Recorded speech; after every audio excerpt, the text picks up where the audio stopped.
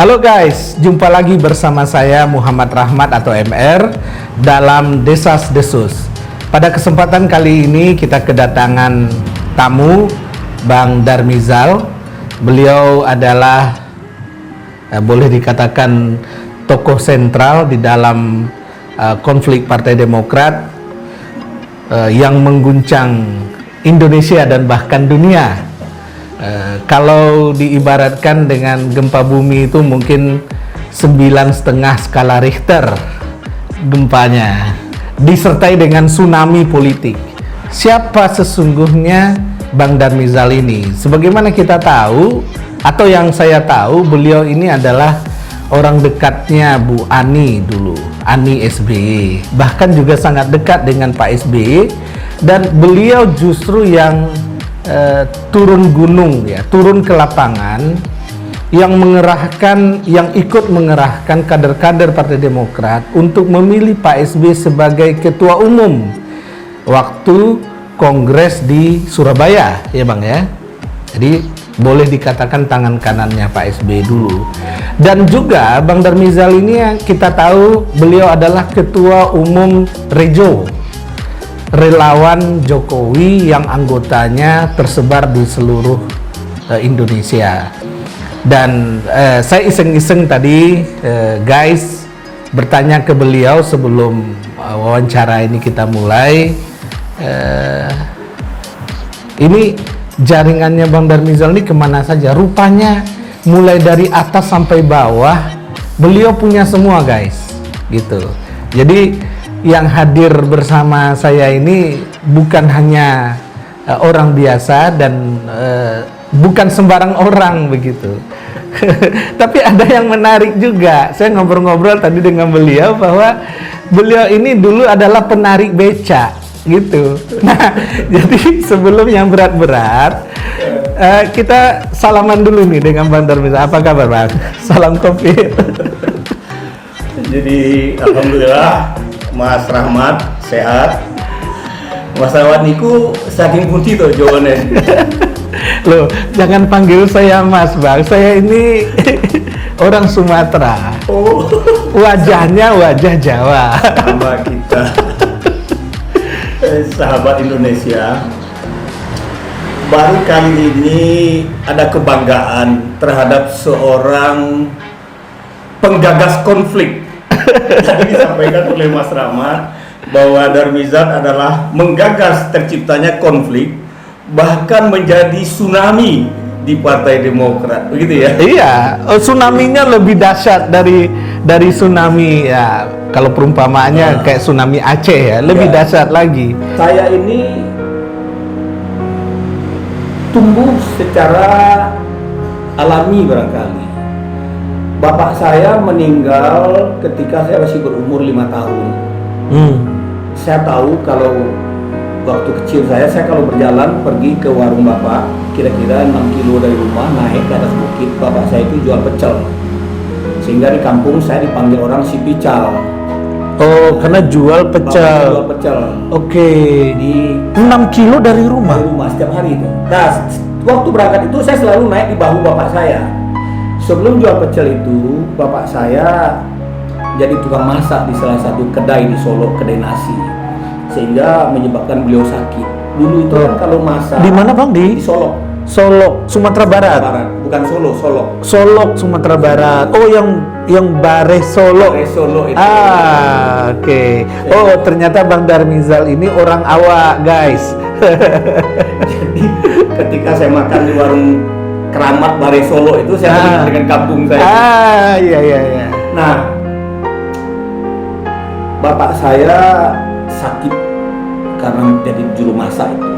Paru-paru sakit, kaki gajah bengkak. Oke. Karena kan masak di warung itu kan pakai kayu waktu itu, menghidupkan api dengan ditiup, gitu kan, asap ya. Asapnya balik, paru-paru, meninggal di usia muda. Kami sahabat Indonesia. Waktu Bapak meninggal itu abang usia berapa? Ya, itu ingin saya sampaikan, sahabat Indonesia, ini kehidupan yang sangat menyedihkan. Saya 12 orang bersaudara. Yang hidup hari ini tinggal 3. Yang paling tua nomor 2 dan nomor 12. Paling kecil. Paling kecil. nomor 3 sampai nomor 11, nomor 3 sampai nomor 11. 9 Ah. meninggal, ada yang nomor 5 dan nomor 6 meninggal satu hari 2 orang. Karena memang keluarga kami sangat miskin.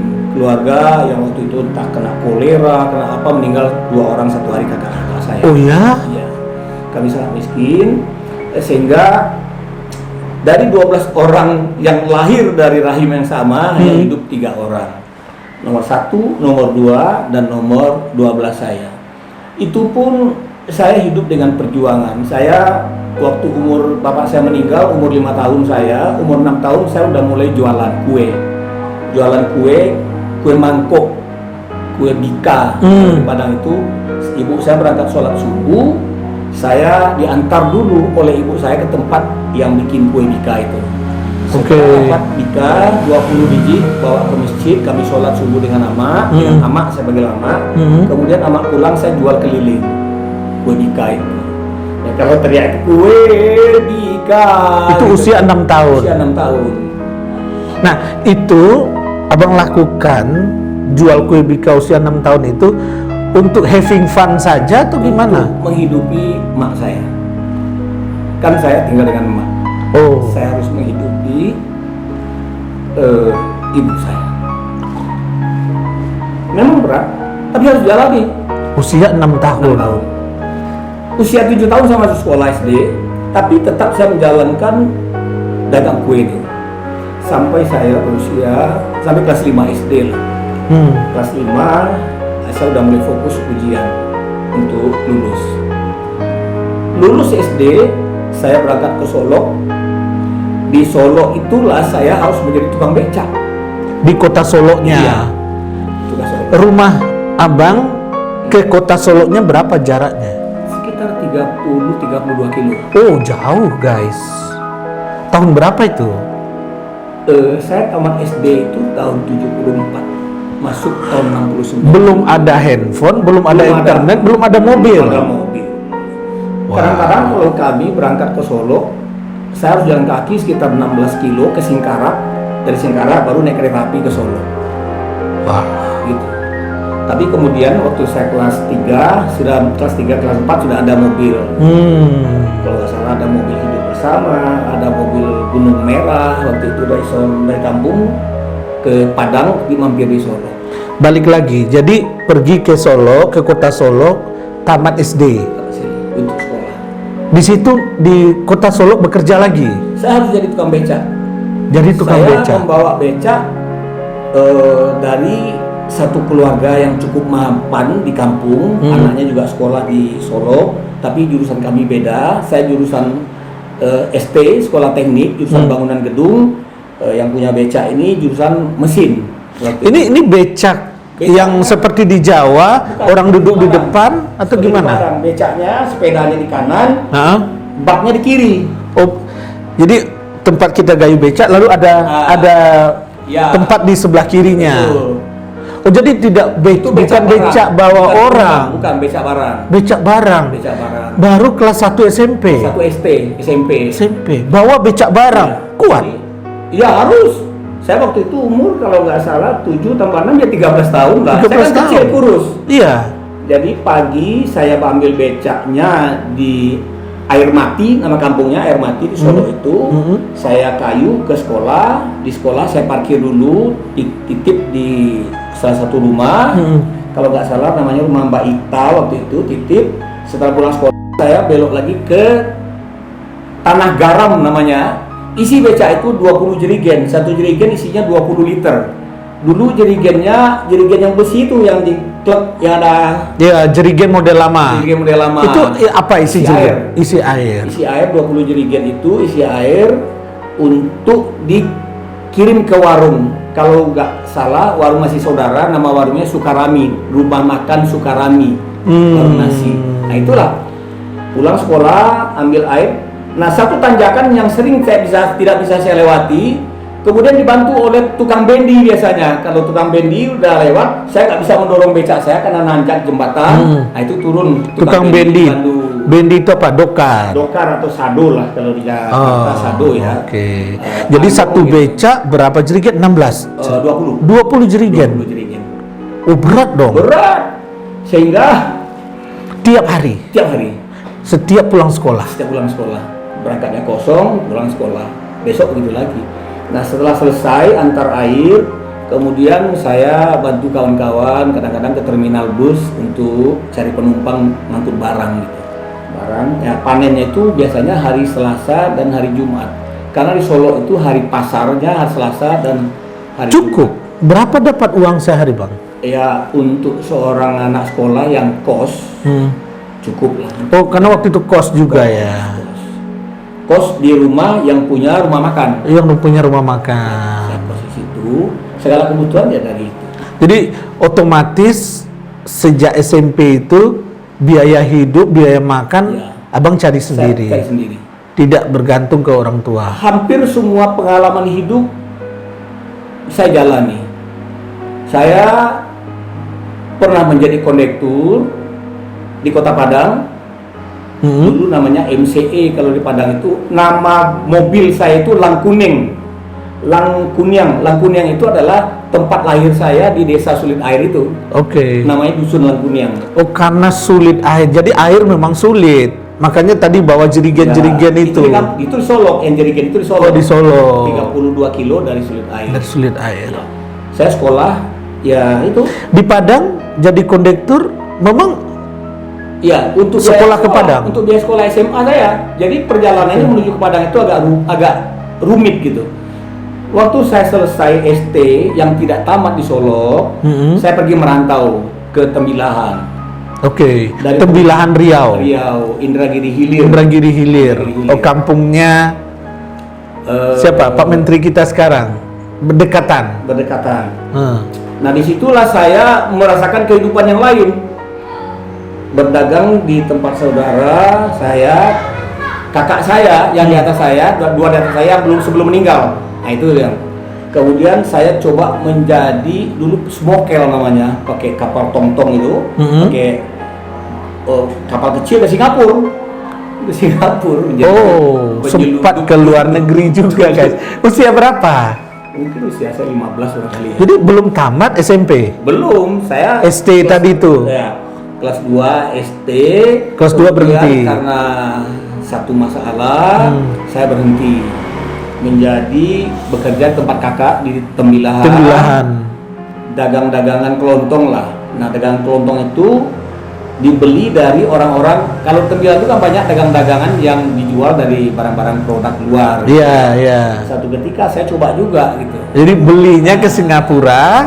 Singapura. Ya, jadi Jualnya ke Tembilahan. jual Tembilahan. Bahkan kadang-kadang yang kita beli di Singapura itu kemudian kita landingnya di Tanjung Pinang. Dari Tanjung Pinang kita naik kapal Tampomas ke Jakarta. Ke Jakarta. Menuju Masa Lembo, yang tenggelam di Masa Lembo itu Iya. dengan saya itu. Oke. Kita produk ini kita beli, barang-barang luar itu dulu kalau nggak salah itu ada celana Levi's, ada celana mereknya Farah. Kalau bajunya itu Gold Leaf dulu. Kemudian pakai jam tangan itu Rado. Apa saja yang bisa dijual kita beli gitu. Dengan modal secukupnya. Barang-barang itu kita jual di pasar ular di sini. Oke, jadi dari Tembilahan abang belanja ke Singapura, Ya. Singapura ke Tanjung Pinang, naik kapal Tampomas ke Jakarta, jual di pasar ular Jakarta. Ya, dapat duit balik lagi ke sana. Nah, satu ketika setelah saya dari Jakarta pulang kampung, saya kalau nggak salah hari Rabu, saya bawa radio Sanyo merah sebesar buku ini lah, kecil, radio 2 ban. Oke. Waktu sampai di kampung hari Rabu saya setel. Ada satu acara peresmian, kalau nggak salah itu acara pramuka yang dihadiri oleh Pak Presiden Soeharto di Cibubur. Jambore Pak nasional. Harto, kalau nggak salah itu, saya menangis. Ibu saya heran, emak saya heran, kenapa Wang menangis?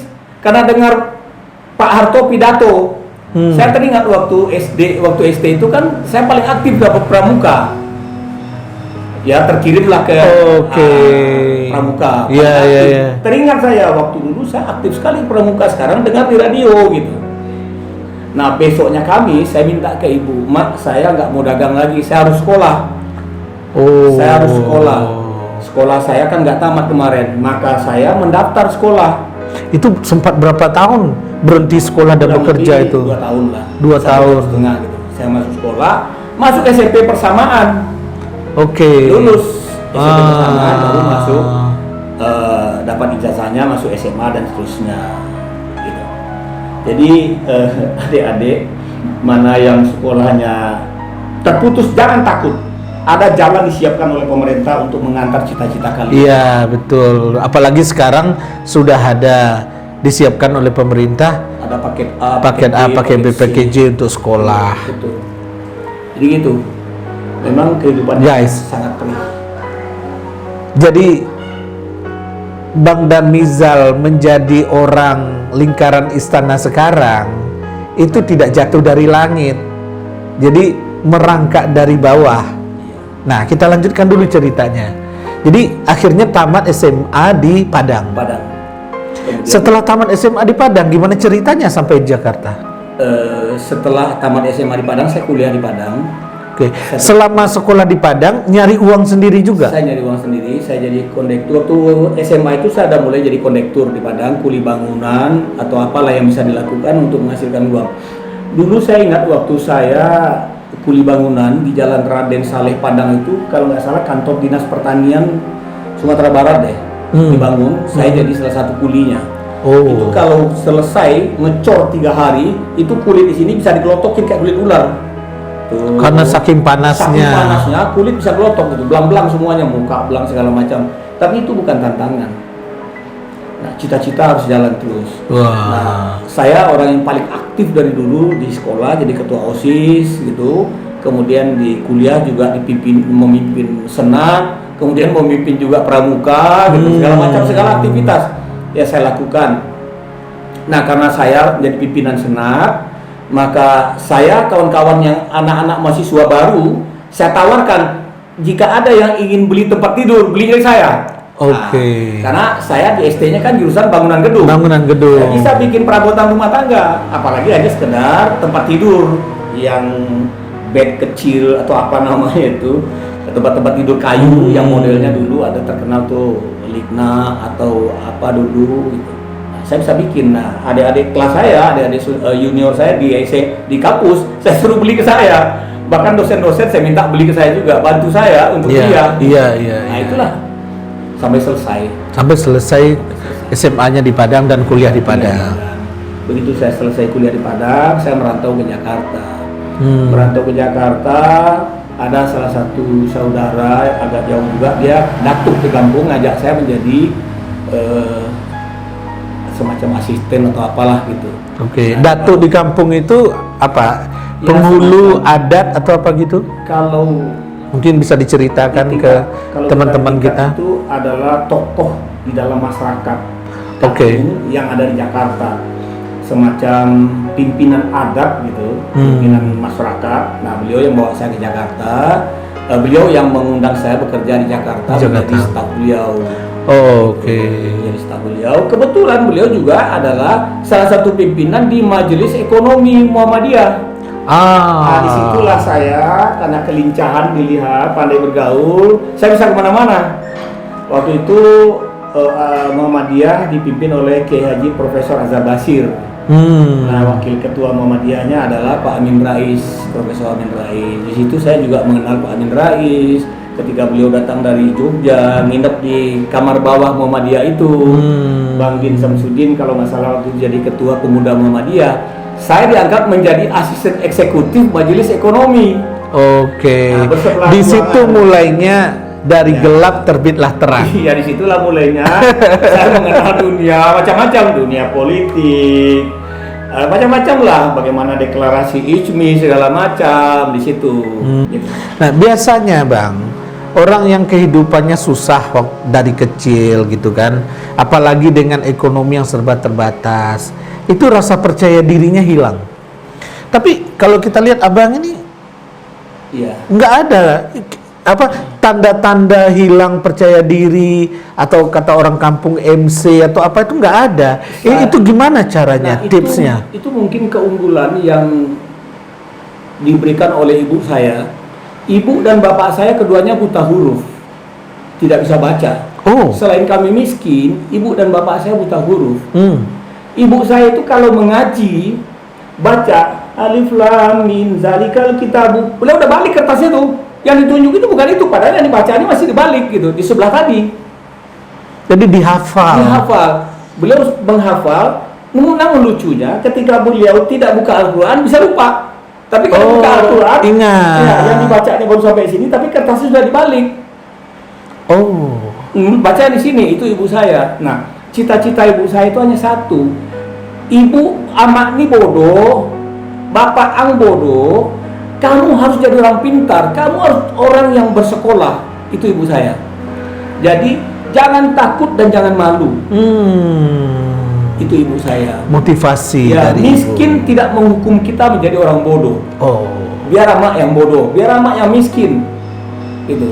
Kamu harus jadi orang pandai. Itu ibu saya. Sehingga beliau paksa saya keluar dari kampung. Oh. Beliau yang paksa saya keluar dari kampung ketika taman SD itu. Jadi sekolah. ibu walaupun tidak bisa tulis baca, tapi bisa memberikan motivasi pada anak. Ya, karena beliau hidup dalam kemiskinan yang betul-betul nestapa ya, kalau saya bilang.